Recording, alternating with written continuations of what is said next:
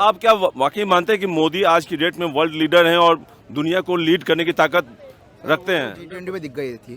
G20 में हमने एक नया वर्ल्ड पर्सपेक्टिव दिखाया था कि वसुधैव कुटुंबकम के नाम पे सबको बताया था कि सब साथ में मिलकर जाना चाहिए। ऐसा नहीं बोला था कि हाँ सिर्फ इंडिया रहेगा या फिर पर्टिकुलर कंट्री हमें ये करनी चाहिए, किसी को इंस्ट्रक्ट नहीं करा। सब साथ मिल के एक इशू का रीज़न दिखाएंगे, तो वर्ल्ड लीडर तो ज़रूर है। आप क्या कहेंगे, मोदी वर्ल्ड लीडर हैं? जैसे अभी कतर में 8 भारतीयों को सजा दी गई और पहले तो सजा कम करवाई कि और उसके बाद जो है उम्र कैद में बदलवाया, फिर उसके बाद जो है रिहा हो गए। इसी तरह जो यूक्रेन और रूस में युद्ध हो रहा था तब वहां से भारतीय विद्यार्थियों को सुरक्षित निकाला गया। इसी तरह कई सारे ऐसे केस सामने आए हैं जिससे जो है ये लगता है कि इंटरनेशनल अफेयर जो है इंडिया का मजबूत हुआ है।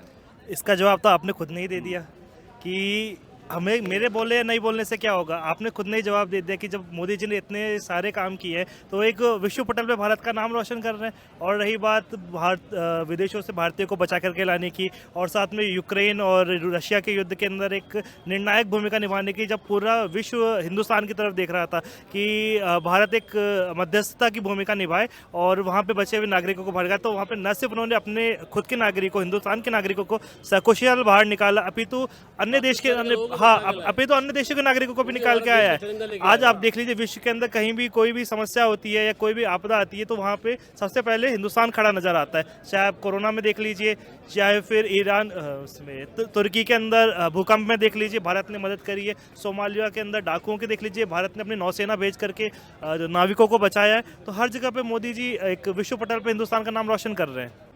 एक समय भारत को पाकिस्तान आंख दिखाता था, आज पाकिस्तान जो है भारत की ओर दिखता है कि वहाँ के हाँ। और हो सकता है 2-4 दिन बाद आपको खबर मिले पीओके अलग हो गया। अभी आज मैंने खबर सुनी है कि पीओके में लोग जो बोल रहे हैं भारत के साथ जाना चाहते हैं। हो सकता है बलूचिस्तान अलग हो रहा है, तो पाकिस्तान के भी हिस्से हो ही जाएंगे, क्योंकि जो आप क्या बोलते हैं ना, वो कहावत है बबूल बोओगे तो आम कहाँ से मिलेगा। उसने जितने जहर बोया देश में हमारे आतंकवादी भेजे हैं, अब वो खुद भुगत रहा है उसको, वो खुद मरेगा और उसका हिस्सा हो गया। अब तो कटोरा लेकर घूम रहे, कोई पैसे नहीं देता उसको। आपको क्या लगता है जैसे बलूचिस्तान हो गया या पीओके हो गया, भाई साहब कह रहे हैं कि आने वाले टाइम में जैसे आवाज़ भी उठने लगी है कि हमको भारत का हिस्सा बनना है, क्योंकि पाकिस्तान के बस की बात नहीं है कि हमें रोजी रोटी दे सके या पेट भर सके हमारा। ये देखिए, आप उगते हुए सूरज को हर कोई प्रणाम करता है, डूबते हुए को कोई नहीं करता। भारत है, सबको पता है, एक बढ़ती हुई अर्थव्यवस्था है, भारत आगे जा रहा है, तरक्की कर रहा है और फ्यूचर में और ज़्यादा करेगा। इसीलिए सभी भारत के साथ में आना चाहते हैं। और सबसे ज़रूरी चीज़ है कि भारत में जिस तरह से शांति व्यवस्था स्थापित की है, जो 370 को हटा करके और जो पत्थरबाजों को ख़त्म करके जो शांति व्यवस्था स्थापित की है, उससे और भी देश के लोग भारत में मिलना चाहते हैं।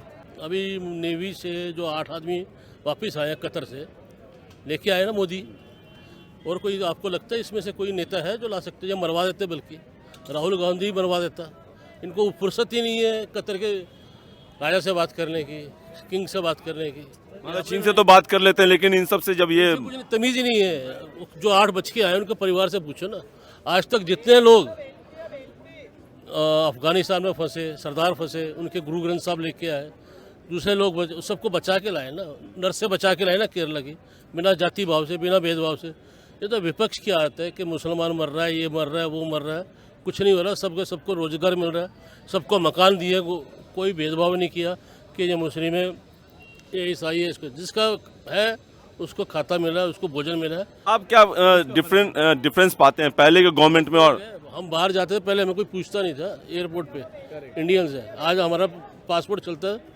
बड़ी विदेश नीति पे क्या करना चाहिए? चीन को चाहे मैसेज देना हो, पाकिस्तान का, और आधे घंटे में मालदीव को घुटने पे ले आए ना, आधे घंटे का टाइम लगा ना, मालदीव घुटने पे आ गया। ऐसे ही नेता चाहिए जो देश और समाज को बचाए। अपना देश बचेगा तो हम सब बचेंगे। ये बताइए कि एज ए वोटर, आप यंग वोटर हैं, 2024 में आप कौन लगता है कौन पीएम बनना चाहिए? क्या मोदी हैट्रिक लगाना चाहिए? मोदी को लगाने तो चाहिए, मोदी जी को ही हैट्रिक लगानी चाहिए इस बार भी। क्या लगता है कि खूबी है मोदी को जो जनता पसंद करेगी, उन्हें तीसरी दफा पीएम बनाएगी, या आप क्यों पसंद करते हैं? जी, इसका कारण है कि अगर इंटरनेशनल लेवल पे देखें तो मोदी जी ने देश का नाम रोशन किया है। साथ में भी देखिए कतर से जो उनको बचा करके लेके आए नाविकों को, और इकोनॉमी के सभी बहुत अच्छा काम कर रहे हैं, अपने 3rd नंबर पे ले आए हैं इकोनॉमी, और अभी आगे और लेके जा रहे हैं, स्टार्टअप के अंदर इतना कर रहे हैं। तो इस वजह से उनको ही इस बार जीतना चाहिए। आप जेएनयू से एमबीए कर रहे हैं, ये बताइए कि क्या लगता है कि अभी करंट सिचुएशन में इंडिया की इकोनॉमी किस लेवल पे और आगे किस तरह लेवल पे जाएगी?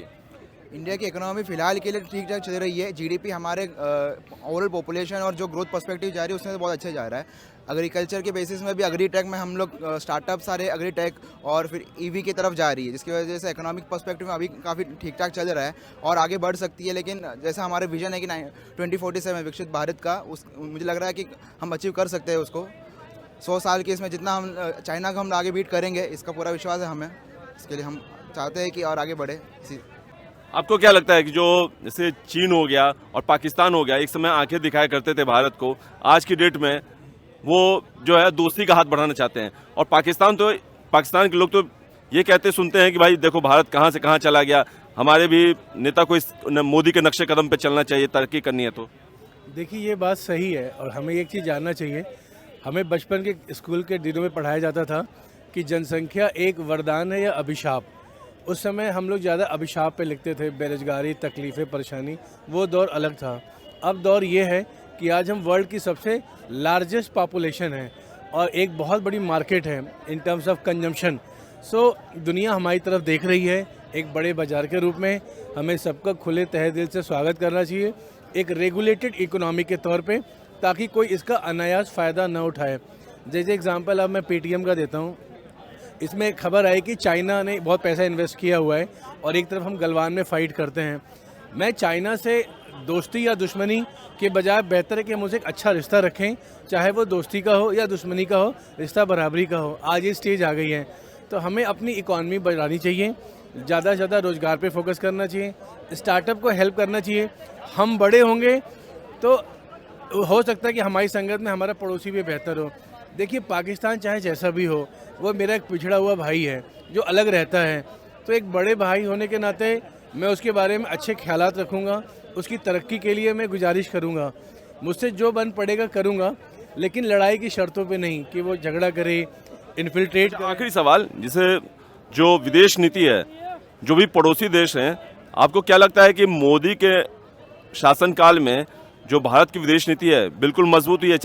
चाहे वो मालदीव का एग्जाम्पल हो, चाहे वो चीन का एग्जाम्पल हो, चाहे गलवान घाटी में जो झड़प हुई थी, चाहे वो पाकिस्तान का मामला हो, चाहे वहाँ पे जाकर सर्जिकल स्ट्राइक करना हो, मोदी ने जब भी मौका मिला सबक दिया, दुनिया को संदेश दिया और दुश्मनों को संदेश दिया।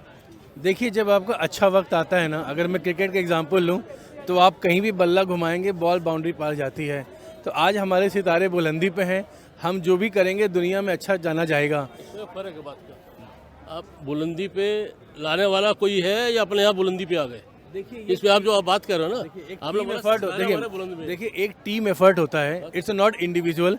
चाहे मोदी जी की कैबिनेट है, चाहे हमारे पूरे देश के लोगों का कंट्रीब्यूशन है, हमारे साइंटिस्ट है, सब लोग हैं। मोदी एज ए लीडर आप उनको कंट्रीब्यूट दे सकते हैं, लेकिन एक जो किसान है हमारा, एक जो बॉर्डर पे सैनिक है, जो इसरो में बैठा वैज्ञानिक है या विदेशों में बैठा इंजीनियर है, सभी इकॉनमी में काम कर रहे हैं। हम लोग एक व्यक्ति, एक देश को रिप्रेजेंट करते हैं और उस देश के मुखिया हैं मोदी जी। आप अच्छा कंट्रीब्यूट कर रहे हैं, भाई साहब बिजनेस में कंट्रीब्यूट कर रहे हैं। विजन पे काम हो रहा है ना, मैं कह रहा हूँ विजन तो है ना, तभी काम हो रहा है।